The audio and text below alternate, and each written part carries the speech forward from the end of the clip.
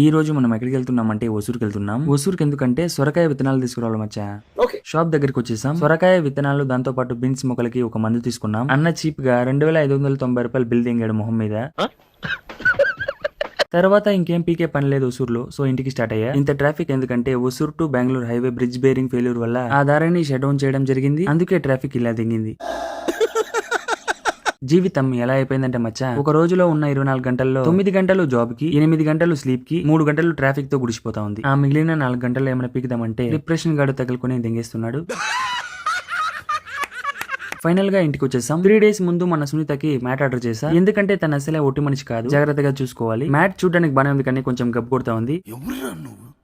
Mat వేసి సునీతని కట్టేసా. తర్వాత ఒక పఫ్ దింగి తిన్నా. దాంతో పాటు ఒక బిందు జీరా వేసేసా. కాసేపు అమ్మతో పాటు సీరియల్ చూసా. బై మిస్టేక్ వేరేది పెట్టమ్మా అంటే మొహం మీద బయటకు వెళ్ళిపోంటది అమ్మ. మీ కష్టం పగవాడికి కూడా రాకూడదు గురుగారు. ఇంతలో డిన్నర్ టైం అయింది. సిగ్గు లేకుండా తినేసి కెరీర్ గుడిచిపోతుందని తెలిసి కూడా రీల్స్ చూసా. ఈ వీడియోకి ఇంతే, ఇంక నేను దింగేస్తా.